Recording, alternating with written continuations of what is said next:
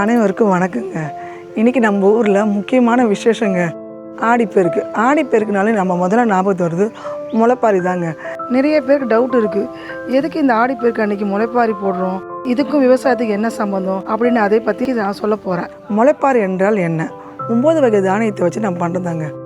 தானிய வகைகள் என்னென்னா நெல், காராமணி, பச்சைப்பயிறு, கோதுமை, கம்பு, சோளம், முக்கடலை எல்லாமே எடுத்து சின்ன சின்ன பானையில் நம்ம மண்ணை நிரப்பி அதில் விதைப்பாங்க.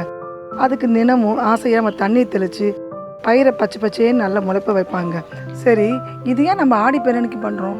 நம்ம காவேரி ஆற்றுலையும் மற்ற நீர்நிலைகளும் ஆறு தண்ணி பெருகி ஓடும். ஊர் பெண்கள் எல்லாமே முளைப்பாரி தலையில் வைத்துக்கொண்டு வீதி உலா வந்து தாலாட்டு பாட்டும் உழவு பாட்டும் நம்ம கேட்க பார்த்து ரொம்ப சந்தோஷமாக இருக்குங்க. கடைசியாக பார்த்தீங்கன்னா நம்ம முளைப்பாரியை எடுத்துக்கிட்டு பக்கத்தில் இருக்க ஆற்றுலையோ குளத்துலையோ போயிட்டு தண்ணியில் கரைச்சிடுவாங்க.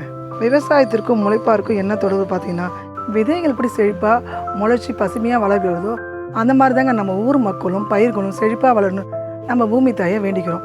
மழைக்கான முக்கியத்துவம் பார்த்திங்கன்னா, நம்ம மழை பெய்யுது விவசாயத்தை அழைக்கணும் மற்றும் நம்ம ஊர் தெய்வமான பெண் தெய்வங்களை போற்ற நம் முன்னோர்கள் வழிபாடு தாங்க இந்த முளைப்பாரி முக்கியமான அங்கமாக நம்ம வழிபடுறோம். ஆடிப்பெருக்குனது வெறும் சடங்கு மட்டும் இல்லைங்க, நம் முன்னோர்கள் செய்த பாரம்பரியான மரபு தாங்க. நம்ம அதுக்கான விவசாயத்திற்கும் மண்ணுக்கும் நீருக்கும் மழைக்கும் நம்ம செய்கின்ற அன்பான நன்றி கடன் தாங்க.